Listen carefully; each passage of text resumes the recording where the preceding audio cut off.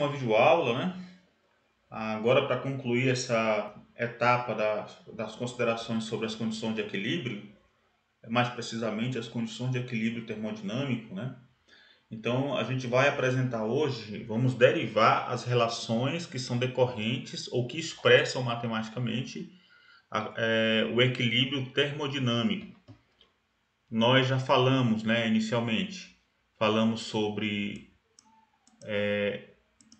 os parâmetros intensivos, também como expressar as equações de estado, né? Como expressar as equações de estado na forma matemática e uma maneira também de expressar esses parâmetros intensivos pelo ponto de vista da entropia como função, como a nossa função de estado, né?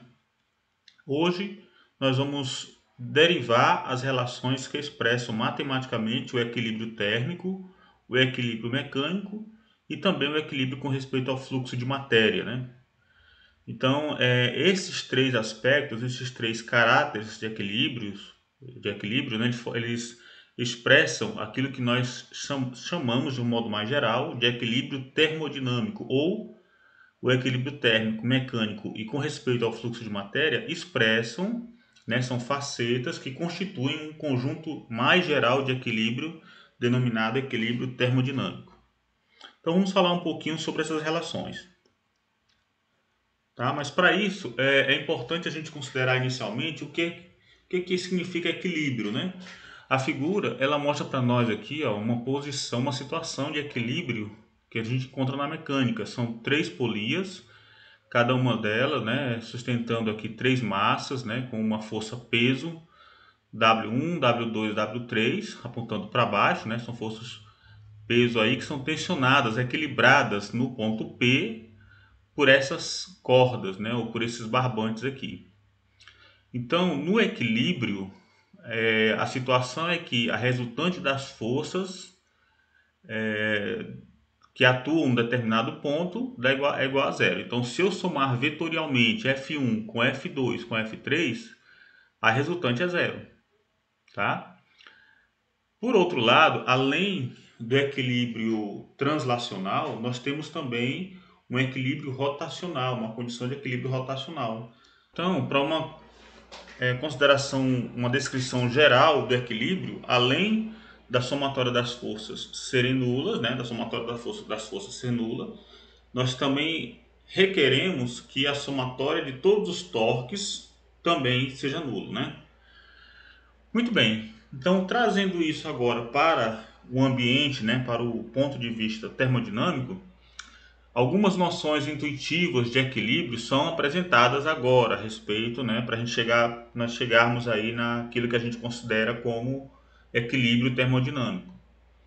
Então, depois que a gente considerar isso daí, a gente vai formalizar, né, uma declaração termodinâmica para o critério que determina quando o sistema que está isolado a partir da sua vizinhança, né, quando é que ele vai estar na situação de equilíbrio, tá, no estado de equilíbrio. Então, nós vamos descrever um formalismo matemático que que vai descrever quando um sistema está em equilíbrio termodinâmico. Mas para isso a gente precisa se apoiar num princípio, né? Como a gente já comentou em outra aula, a natureza, né, a termodinâmica se apoia nos chamados princípios de extremo. Então, a natureza caminha, os processos da natureza caminham no sentido de minimizar a energia interna, tá? Ou a energia total do sistema. Então, isso aí é um princípio de extremo, ou seja, ou aquela grandeza vai ter um valor máximo, o maior valor possível, ou o menor valor possível. No caso da energia, a gente postula, né, a gente assume que a natureza caminha para um valor de extremo da energia. Os processos físicos andam no sentido de minimizar o valor da energia. A energia vai buscar o menor valor possível. Por outro lado, um estado de equilíbrio também é alcançado ou também é expresso em termos da entropia, no sentido de que em um sistema isolado, a entropia, no sistema isolado, no estado de equilíbrio, né, então no sistema isolado, a entropia tem um valor máximo na condição de equilíbrio. Então a gente vai definir aqui como equilíbrio termodinâmico aquela situação em que a entropia alcançou um valor máximo. Tá? Também é uma forma de expressar, é uma forma de utilizar os chamados princípios de extremo. Então, como a gente comentou, olha, o princípio de extremo, ou seja, a entropia tem um valor extremo, que é o máximo, né? Que é um valor máximo. Se eu falasse aqui da energia, a energia também tem um valor extremo, tá? Só que seria um mínimo, né? Então, este princípio de extremo termodinâmico é formulado matematicamente, é o que nós vamos fazer agora.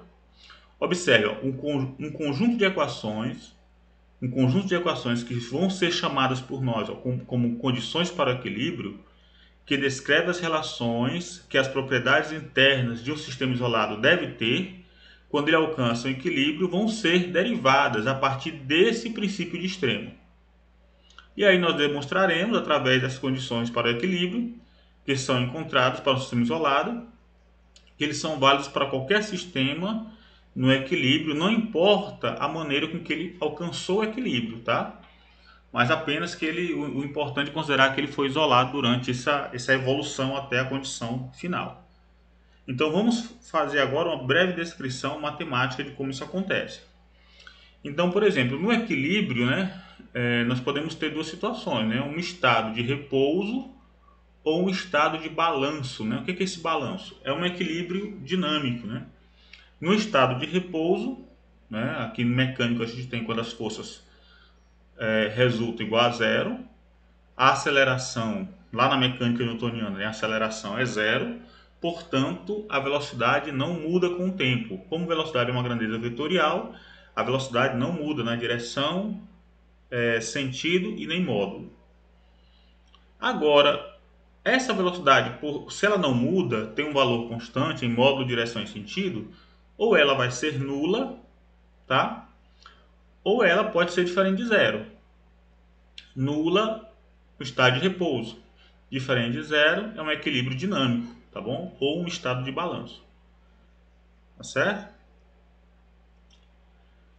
Muito bem, vamos considerar então uma configuração, uma situação termodinâmica aqui. Aqui nós temos uma barra de cobre e está isolado, né? Então, tanto na parte superior, na realidade, imagine aqui um cilindro, né? Uma barra cilíndrica de cobre e ela está coberta por um material isolante termicamente, tá bom? Então, não permite a troca de fluxo de calor e nem trabalho aqui entre o cobre e a vizinhança. O cobre ele só tem contato com a área externa a partir das extremidades da direita e da esquerda.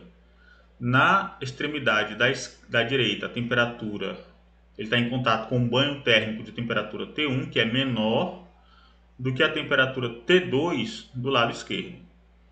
Então, a espessura, aliás, a extremidade T2 aqui está mais quente do que a T1. Então, o calor naturalmente deve fluir do mais quente para o mais frio, então ele vai se deslocar da esquerda para a direita.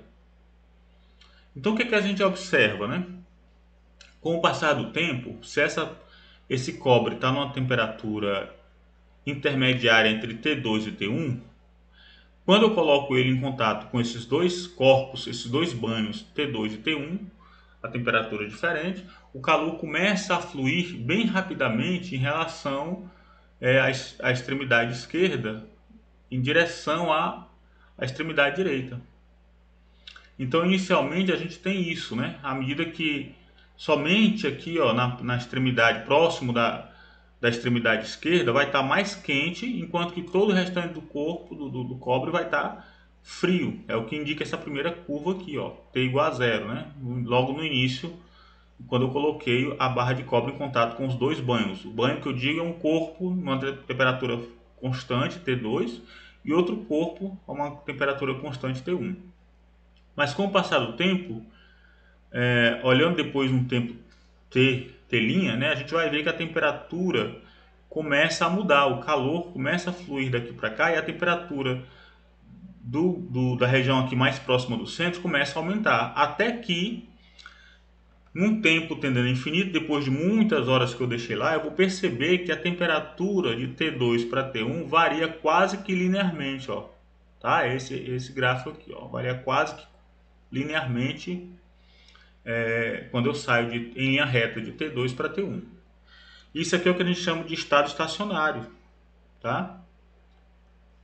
Então, em um sistema isolado, o estado de equilíbrio é o estado que tem o máximo valor da entropia que o sistema pode alcançar, pode exibir. Então, vamos definir o que é estado de equilíbrio. O que é um estado de equilíbrio? É aquele estado que tem o maior valor de entropia que o sistema pode alcançar.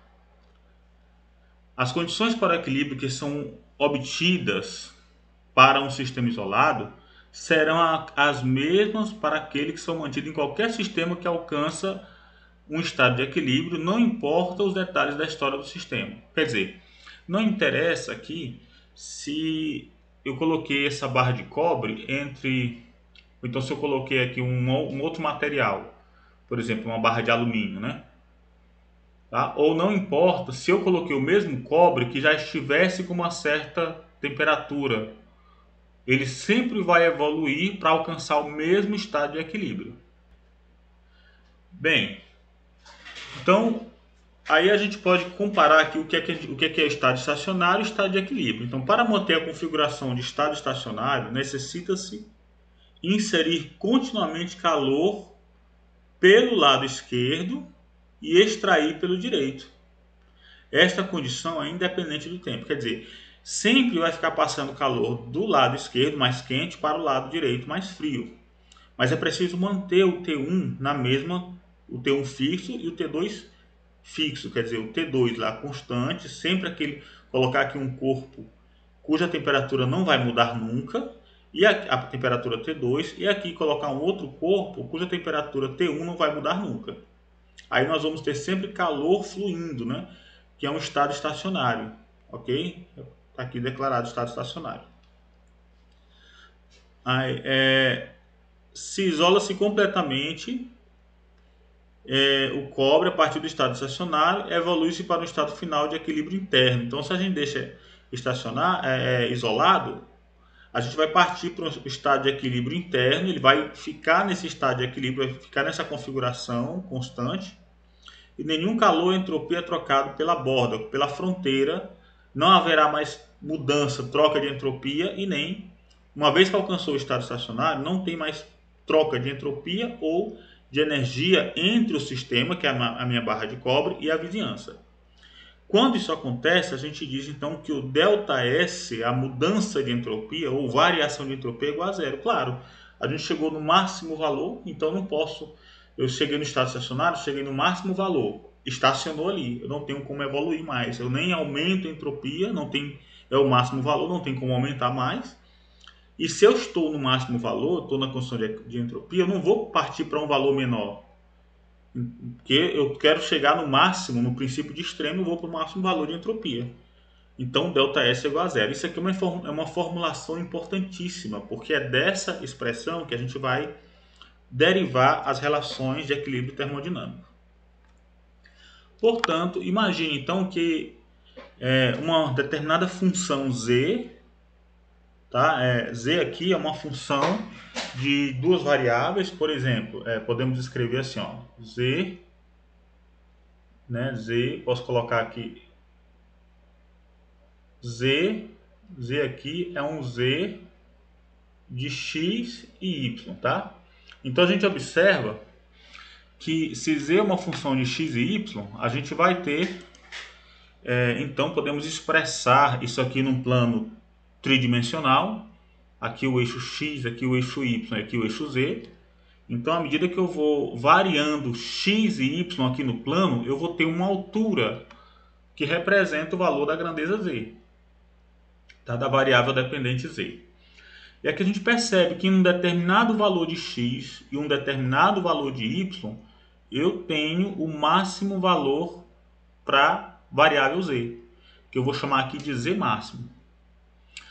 Onde eu tenho o z máximo? Vamos lá, matematicamente, onde é que eu tenho o z máximo? É quando a derivada parcial de z em relação a x, quando y é constante, é zero. E também quando a derivada parcial de z com relação a y, quando x é constante, também é zero.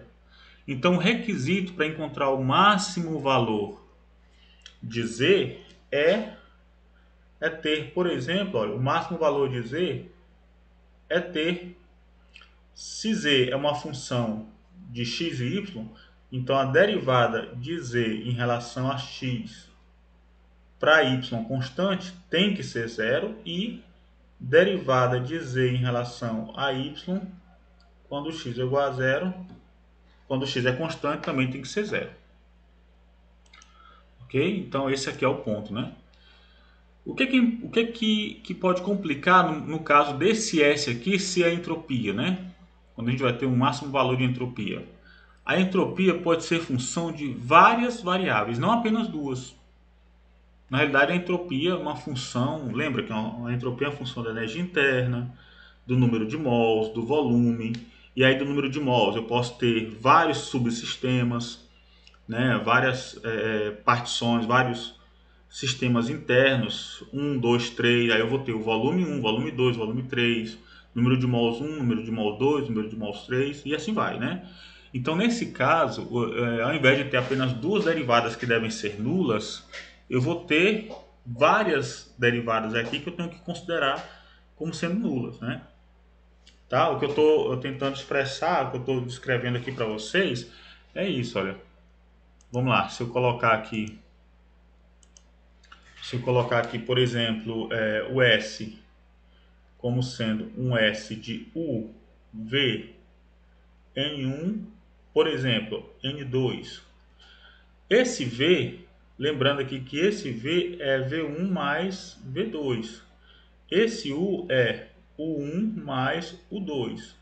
Então, só aqui nós temos um S que é função de 1, 2, 3, 4, 5, 6. Então, eu vou ter 6 derivadas que devem ser iguais a zero.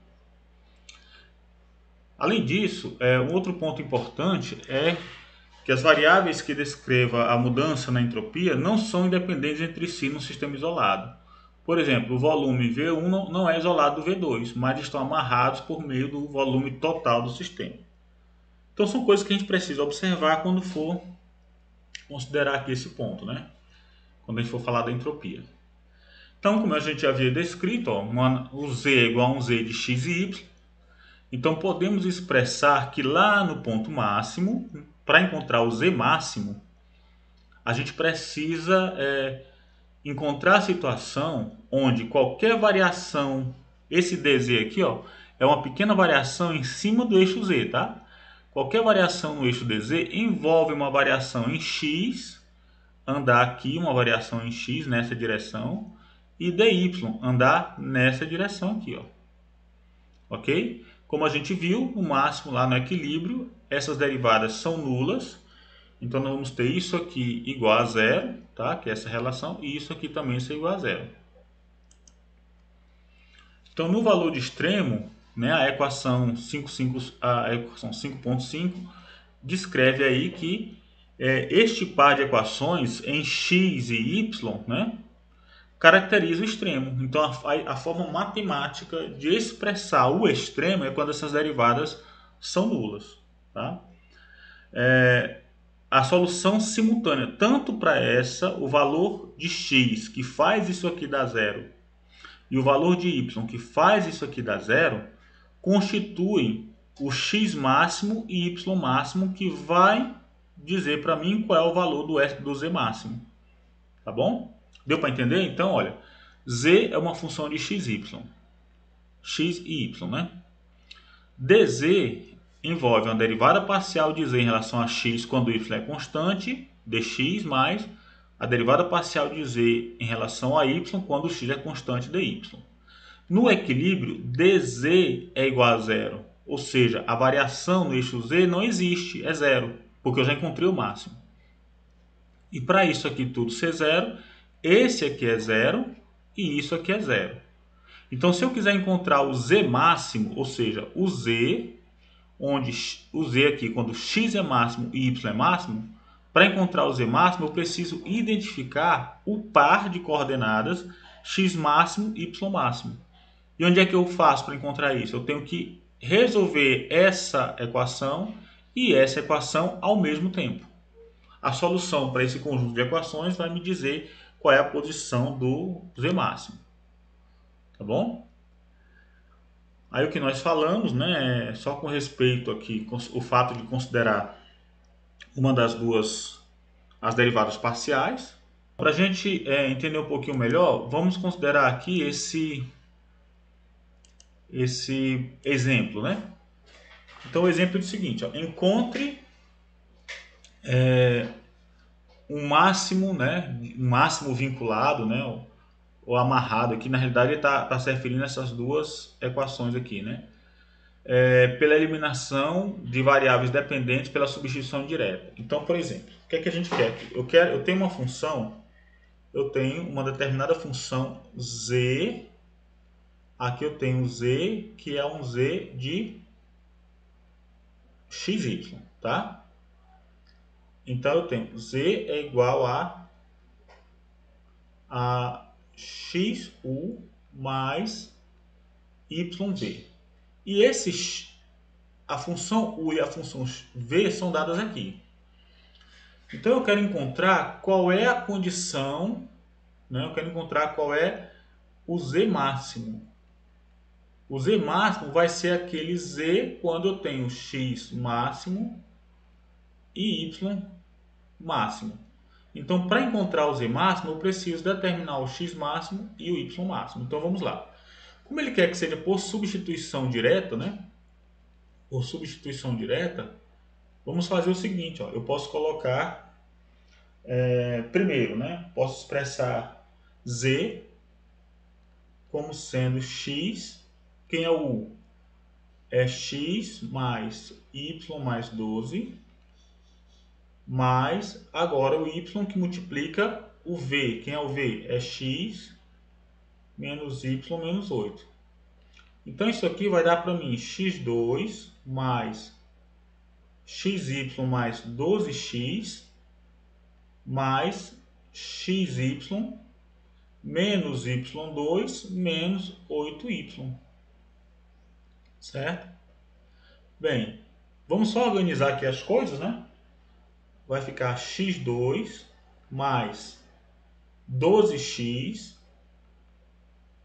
mais, eu pego esse xy com esse xy, vai dar 2xy, que mais? Menos 8y, menos y2. Então essa daqui deixa eu escrever melhor isso aqui, aqui é 12x, né? Certo. Então, agora o que nós temos que fazer? Essa é a forma do z, tá bom? Esse aqui é o z. Então, o que a gente vai fazer agora? Vamos escrever o dz.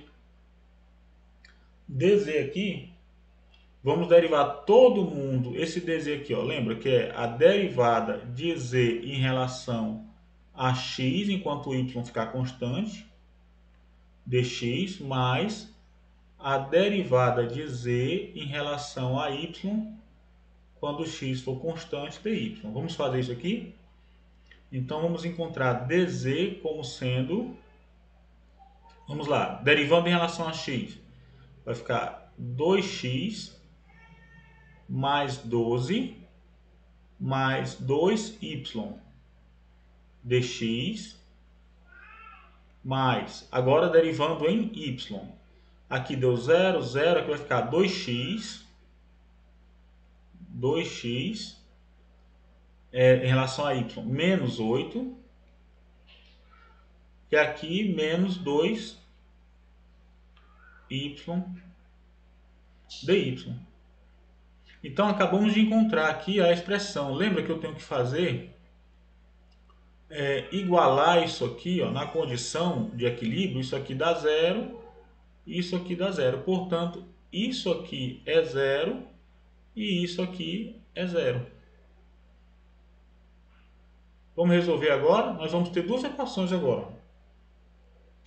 Vamos ter 2x mais 12 mais 2y igual a 0.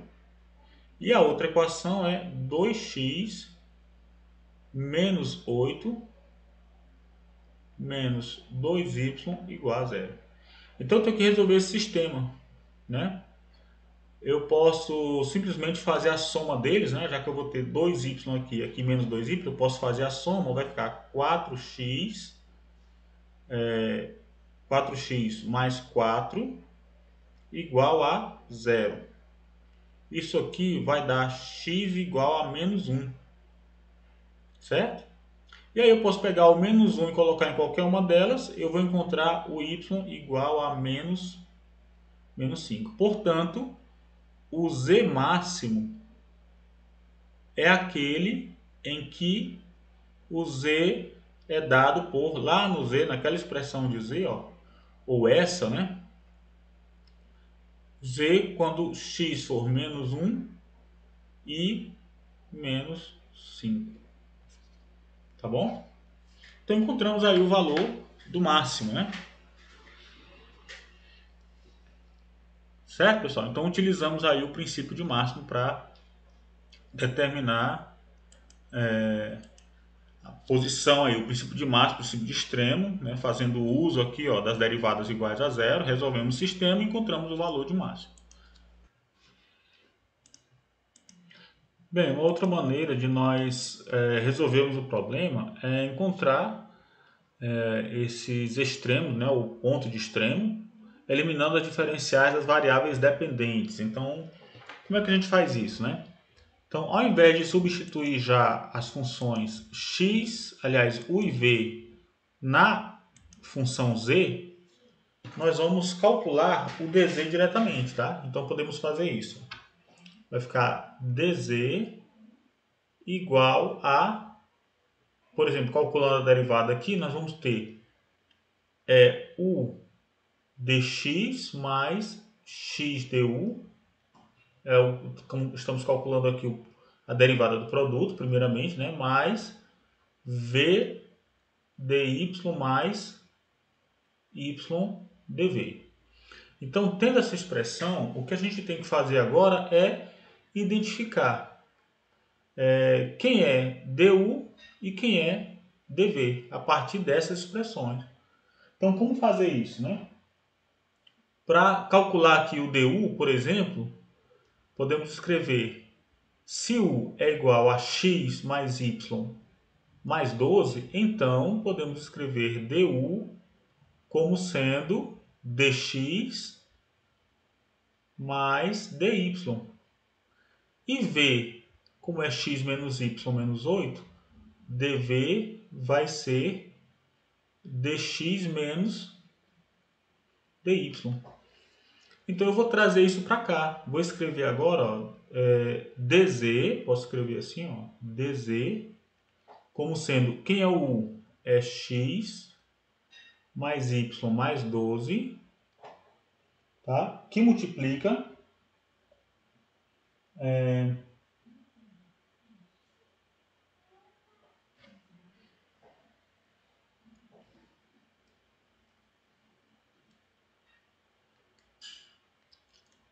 Então, aí podemos fazer u dx mais x que multiplica, quem é o du? Du é dx mais dy, mais, aqui nós temos v dy, fica v dy mais y que multiplica dv, que a gente acabou de encontrar, que é dx menos dy. Organizando aqui as coisas, quem tem dx vai ficar u, que é esse termo, mais x, que é esse termo do dx aqui, ó, mais y. Tudo isso aqui dx, mas agora parte em dy. Aqui nós vamos ter x também, mais aqui nós vamos ter v, e aqui vamos ter menos y, né? Que é esse termo com esse aqui, né? Tudo isso aqui dy. Uma vez que isso aqui é dz e tem que ser igual a zero, a gente vai ter então o fato de que u mais x mais y tem que dar zero e que x mais v menos y também tem que dar zero. Então, aproveitando aqui, né, podemos escrever então esse conjunto de equações. Vai ficar U mais X mais Y, tem que dar zero, e X mais V menos Y tem que dar zero. Bem, para resolver isso aqui, já podemos aproveitar o U que nós já conhecemos, que vai ser X mais Y mais 12, mais X mais Y igual a zero, tá? Escrevi o restante da equação. E aqui vai ficar X mais V. Quem é o V? É X menos Y menos 8. Então vai ficar mais X menos Y menos 8, tá? Menos Y, para finalizar aqui a nossa equação, menos Y igual a zero.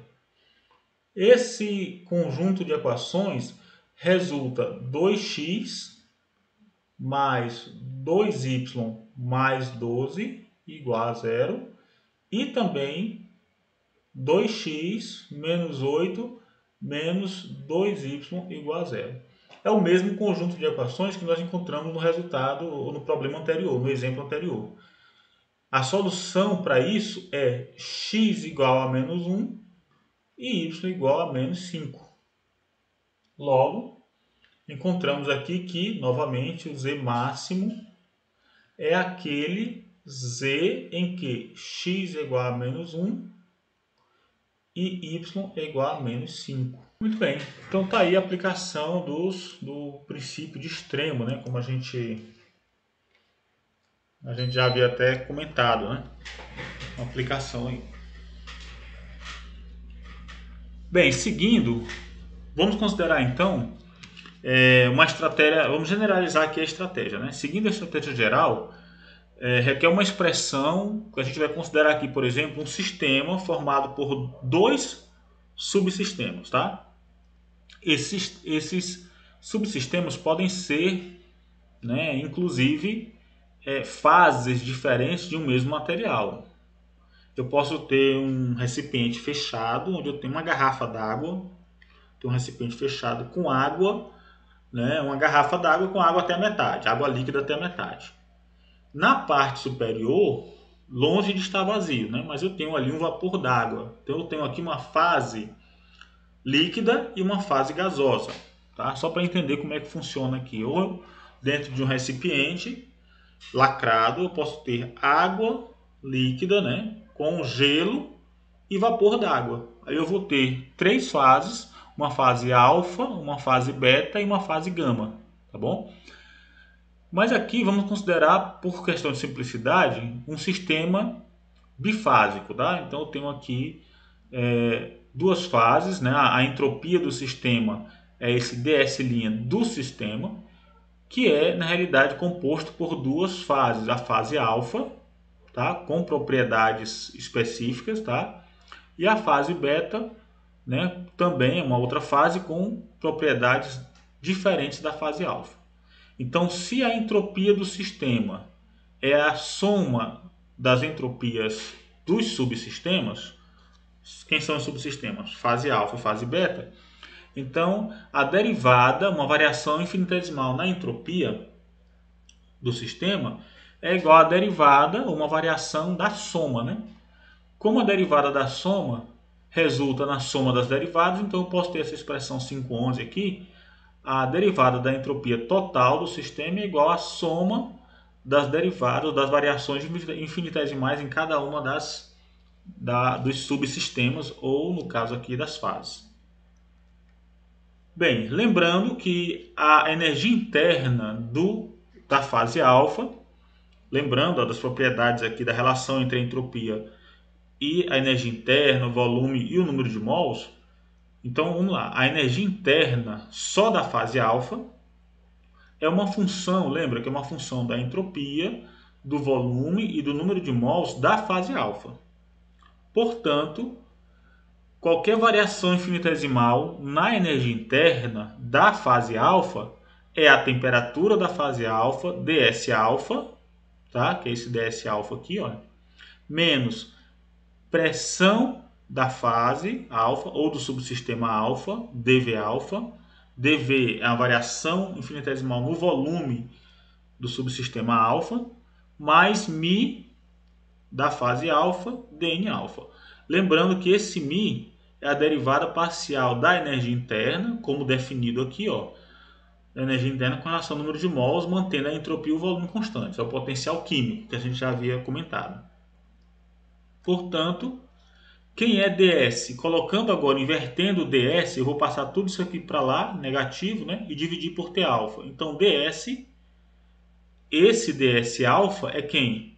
É 1 sobre T alfa du alfa mais P alfa T alfa dV alfa menos μ alfa sobre T alfa dN alfa. Então, isso aqui é o ds alfa apenas da fase alfa ou do subsistema alfa. Tá? É a variação de entropia apenas do primeiro subsistema. A mesma relação eu posso encontrar para a fase beta ou o subsistema beta. Basta trocar o índice alfa por beta e aí eu vou ter esse resultado.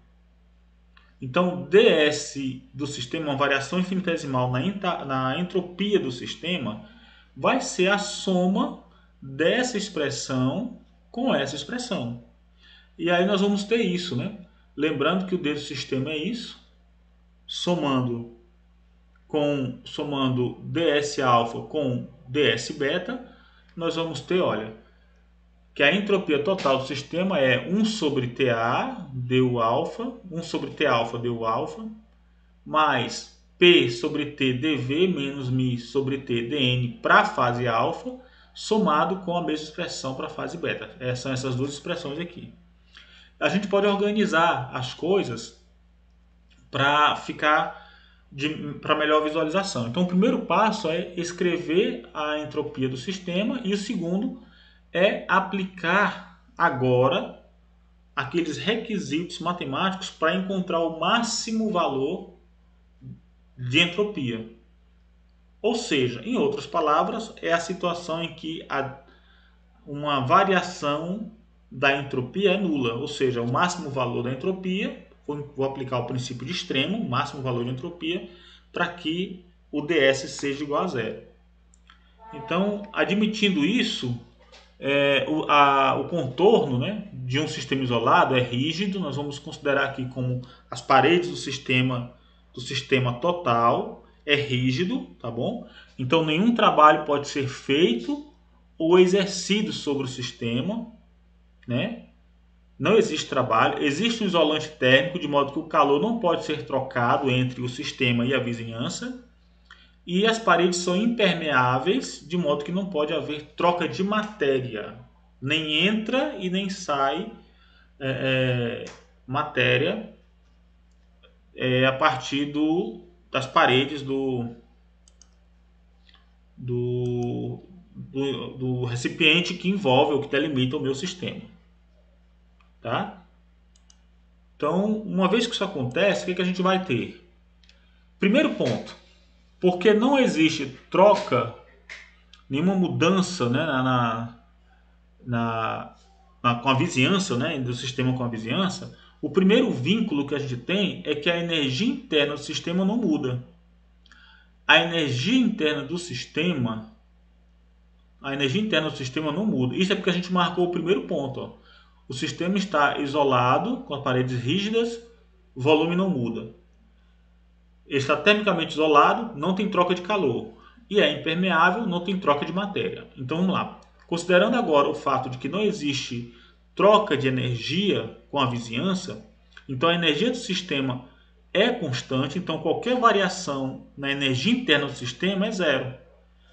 A energia interna do sistema nada mais é do que a energia do primeiro subsistema mais a energia do segundo subsistema, do alfa mais o beta. Então, D da energia interna do sistema é du alfa mais du beta, que é igual a zero. Além disso, considerando que o du total do sistema é igual a zero, pelo fato das paredes dos recipientes serem rígidas, então o volume do sistema não muda. O volume da fase alfa ou da fase beta podem mudar, mas a soma deles não muda, tá? Assim como a energia do sistema alfa e a energia interna do sistema beta, da parte do subsistema beta e alfa, podem mudar, mas a soma não muda. Da mesma forma, o volume total do sistema não muda, portanto, dV, que é dV alfa mais dV beta, dá zero. E porque as paredes são impermeáveis, não permitem a passagem de matéria, então a variação do número de mols total do sistema dá zero.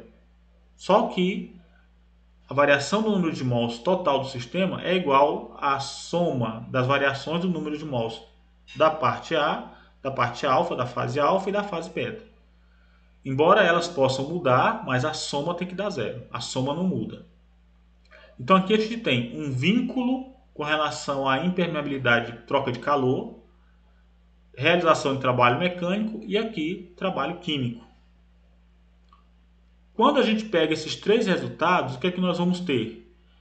Se deu alfa mais deu beta é igual a zero, então deu alfa é igual a menos deu beta. Se dV alfa mais dV beta é igual a zero, então dV alfa é igual a menos dV beta. E se dN alfa mais dN beta é igual a zero, dN alfa é igual a menos dN beta.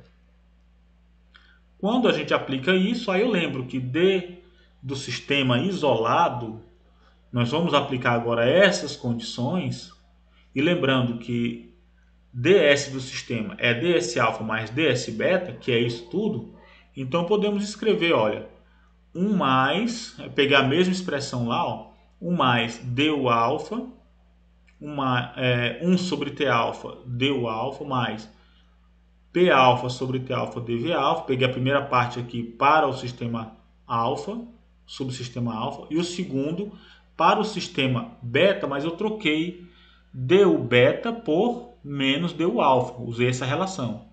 Peguei o dv beta e coloquei, peguei o dv beta e coloquei menos deu alfa, né? Dessa relação aqui, da segunda. E troquei dn beta por menos dn alfa, tá aqui. Posso organizar ainda as coisas, colocar, por exemplo, aqui eu tenho um deu alfa e aqui eu tenho deu alfa. Então vai ficar 1 sobre t alfa menos 1 sobre t beta, deu alfa. Peguei esse termo e associei com esse, ó, já que eles têm dv alfa, coloquei em evidência. dv alfa, então ficou p alfa sobre t alfa menos p beta sobre t beta. E associei esse aqui com esse, né? Como esse aqui ficou positivo, olha, esse aqui é negativo, eu posso colocar o menos em evidência, ficou o alfa sobre t alfa menos o beta sobre t beta. Lembra que no princípio de extremo, a gente vai colocar esse ponto aqui no máximo. Então, ds do sistema isolado aqui é zero. Para que isso aqui seja zero, o que é que a gente tem que fazer? Isso aqui tem que dar zero, isso tem que dar zero e isso tem que dar zero. Ou seja, 1 sobre t alfa menos 1 sobre t beta dá zero. Portanto, t alfa é igual a t beta. Essa expressão expressa, né, ela define matematicamente o que a gente chama de equilíbrio térmico. Então, no equilíbrio térmico, ou seja, quando o sistema alcança o estado de equilíbrio, a entropia é máxima e a temperatura dos subsistemas são iguais, independente de ter apenas 2 ou 3 ou 4 subsistemas. A temperatura é igual. Considerando agora esse outro ponto, nós vamos ter que P alfa sobre T alfa menos P beta sobre T beta dá zero. Isso aqui tem que dar zero. Ora, se eu já vi que T alfa e T beta são iguais, então P alfa é igual a P beta. Quando as pressões do subsistema são iguais, eu chamo isso de equilíbrio mecânico. E quando eu expresso esse parênteses aqui igual a zero, quando eu igualo a zero, eu vou ter que o potencial químico da fase alfa ou do subsistema 1 é igual ao potencial químico da fase beta ou do subsistema 2. É o que nós chamamos de equilíbrio químico. Então, essas expressões, elas mostram para nós, em conjunto, né, as três relações, elas definem aquilo que nós chamamos de equilíbrio termodinâmico. Envolve o equilíbrio térmico, o equilíbrio mecânico e o equilíbrio químico.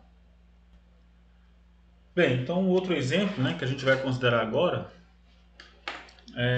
tem a ver com o equilíbrio térmico, né? Então, dois sistemas particulares têm as seguintes equações de estado, né? Então, 1 sobre T1, tá? Temperatura do sistema 1 ó, é igual a 3 meios de R, N1 sobre U1, e 1 sobre T2 é igual a 5 meios de R, N2 sobre o 2. Então, esse R aqui é a constante dos gases, tá? Esse R tem o mesmo valor. O número de mols do primeiro sistema, né, que é N1, vale 2. E o número de mols do segundo sistema, N2, vale 3. Então eu tenho 2 mols no primeiro subsistema e tenho 3 mols no segundo subsistema. Os dois sistemas são separados por uma parede diatérmica, então permite a troca de energia, né? Tá bom? E ainda que a energia total do sistema composto é 2,5 vezes 10 a 3 Joule. Considerando isso, qual é a energia interna de cada sistema no equilíbrio? Então vamos lá, vamos organizar aqui os dados, né? O que é que nós temos de informação aqui, né? Nós temos que, primeiramente, essas equações, temos aqui as equações, a equação de estado do primeiro subsistema e do segundo. E a gente tem os números de mols, tá? O N1 e o N2, tá aqui. E sabemos que a energia total do sistema, que eu vou chamar só de U, ele é U1 mais o U2, que é 2,5 vezes 10 a 3 joules. É isso que nós temos. Mas se nós estamos no equilíbrio, né? Se estamos no equilíbrio, e aqui temos funções da temperatura, a gente pode lembrar que no equilíbrio, né, 1 sobre T1 é igual a 1 sobre T2. Então, por exemplo, 1 sobre T1 é igual a 1 sobre T2, que expressa, né, do equilíbrio termodinâmico, expressa o equilíbrio térmico. Aqui é equivalente a colocar T1 igual a T2, tanto faz, né? Mas do jeito que as equações de estado já estão descritas aqui, podemos aproveitar essa forma. Então isso aqui vai dar o que para nós? Vai dar 3 meios de R N1 sobre U1 igual a 5 meios de R N2 sobre U2. O que ele quer é a energia interna de cada sistema. Então ele quer saber quem é o U1 e quem é o U2. Quem são esses valores? Eu sei o valor total, a soma deles, mas não sei o valor individual. Então vamos lá. O que nós podemos fazer aqui? Olhando para essa expressão, a gente já pode simplificar alguma coisa, quer ver? Podemos cortar a constante, esse 2 também corta, tá bom? E esse N1 já temos o valor, vale 2, e esse N2 já temos o valor, que vale 3. Então vamos substituir aqui para simplificar as coisas, né? Daqui o que é que nós temos? Nós vamos ter 3 vezes 2 sobre o 1 igual a 5 vezes 3 sobre o 2. Tá? Daqui também podemos eliminar esse 3, vamos sair carregando esse 3, tá bom? E aqui a gente encontra que é uma expressão para o 2, por exemplo, ó, o 2 como sendo 5 meios de U1. Novamente, não encontramos nem o valor de U2 nem o valor de U1, encontramos uma relação entre eles. Mas eu lembro que aqui, nessa expressão, nós temos que o U é igual a U1 mais U2, de modo que podemos escrever, por exemplo, U2 como sendo a energia total do sistema, né, menos a energia só do subsistema 1. E aí eu posso colocar isso aqui no lugar de U2. O que é que nós vamos ter? Vamos ter U menos U1, tá, igual a 5 meios de U1. Então, U vai ser igual a U1, a energia só do subsistema 1, 5 meios mais 1, que vai dar 7 meios de U1. Portanto, a energia do primeiro sistema, do primeiro subsistema, vai ser 2/7 de U. Pronto, aqui encontramos a energia do primeiro subsistema, substituindo aí o valor do U, tá? Que é 2,5 vezes 10 a 3 joules, nós encontramos o valor do U1, e se 2/7 da energia total é do U1, logo, né, o U2 vai ser o restante, né? Vai ser 5/7 de U, tá? Trocando aí os valores, né, colocando os valores numéricos, né, os valores numéricos, a gente pode expressar, pode escrever, colocando aí então os valores numéricos, né? Enfim, vamos ter então que o U1 vale, aí eu vou botar o valor aproximado, tá bom? 714,3 joules, e o U2 vai ser a diferença, né? O que falta daqui para chegar em 2.500 joules, né? O 2,5 vezes 10 a 3 joules, que dá 1.785,7 joules. Pronto, tá aí a energia de cada subsistema, como foi pedido. Tá bom? Bem, finalizamos aqui então a nossa consideração sobre as condições de equilíbrio, né, para sistemas termodinâmicos. Vimos na aula de hoje que a gente tem três facetas aí, ou podemos considerar o equilíbrio termodinâmico por três pontos de vista diferentes, envolvendo o equilíbrio térmico, equilíbrio mecânico e o equilíbrio com respeito ao fluxo de matéria. Tá? Esse ponto para o equilíbrio químico, né, a consideração para o equilíbrio químico, fica a cargo do leitor acompanhar então essa seção no nosso livro-texto. Tá bom? Obrigado e até a próxima.